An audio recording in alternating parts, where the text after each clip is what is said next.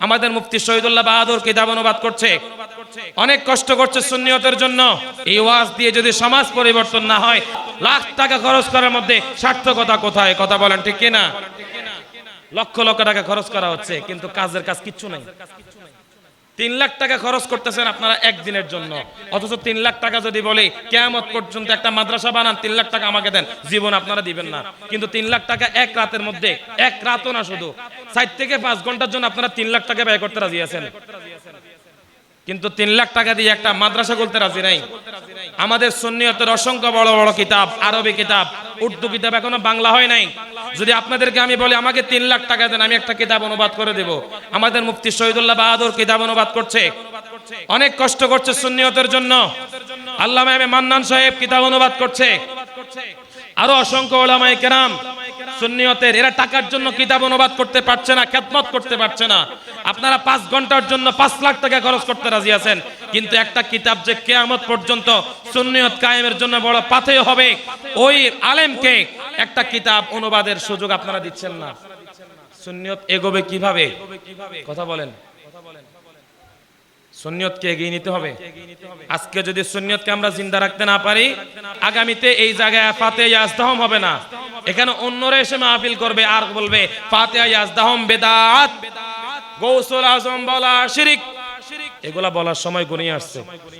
মিডিয়ার মধ্যে আপনারা মিডিয়া খুললে দেখবেন আজকে আমাদেরকে বোঝাচ্ছে কয় গৌসুল আজম এটা বলে নাকি শিরক। নাউজুবিল্লাহ কয় না। মাদ্রাসা বানাইতে হবে, আমাদের সন্তানদেরকে সুন্নিয়া মাদ্রাসার মধ্যে পড়িয়ে আলেমে হক্কানি রব্বানি বানাইতে পারলে এরাই আগামী দিনের সুন্নিয়তের ঝান্ডা হাতে নেবে। চিল্লায় বলেন ঠিক কিনা? এরাই ফাতিহা ইয়াজদাহম করবে, এরাই মিলাদুন নবী উদযাপন করবে, এরাই সমাজের মধ্যে আল্লাহর নবীর প্রেমকে প্রতিষ্ঠিত করবে। চিল্লায় বলেন ঠিক কিনা? আপনারা কি সহযোগিতা করবেন? সুন্নিয়তের কাজ বেগবান করার জন্য সহযোগিতা করবেন, নাকি একদিনের বিরিয়ানির জন্য ব্যয় করবেন? এটা একদিনের জন্য নাকি সারা জীবনের জন্য? আল্লাহ কবুল করুক। হুজুর আপনারা তো তুলে দিলাম, উনি আমার বন্ধু মানুষ,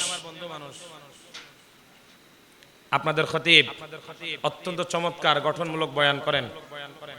হাদিয়া কত দেন ওনারে? আলেম ওলামাদেরকে দিলে ওনারা এই টাকা দিয়ে মদও খাবে না, গাঞ্জাও খাবে না, সিগারেটও খাবে না। আপনারা কি বলেন, ওনার সাথে এগুলো সম্পর্ক থাকার কোনো সুযোগ আছে? এই মানুষটা সিগারেট খায় না, ইয়াবা সেবন করে না, মদ খায় না, গাঞ্জা খায় না, টাকাগুলো দিয়ে করে কি জানেন? খবর নিছেন কোনোদিন? এই টাকা দিয়ে উনি কিতাব কিনবেন, এই কিতাব কিনে ইলমে দ্বীন হাসিল করবেন, আর জুমায় এসে আপনাদেরকে কিতাব থেকে সুন্দর সুন্দর বয়ান করবেন। কথা বলেন ঠিক কিনা? এই টাকা দিয়ে এটাই করে আলেমরা, এটাই করে। সর্বোচ্চ নিজের পরিবার পরিজনকে নিয়ে একটু পরিচালনা করে। হয়তো একটা ইলিশ মাছ কেনার সামর্থ্য অনেক আলেমের নাই, মানুষ বড় লোকরা ধনীরা ইলিশ মাছ কিনে নিয়ে চলে যায়। খবর নিয়ে দেখিয়েন কয়জন আলেম একটা ইলিশ মাছ কিনতে পারছে এই সিজনের মধ্যে।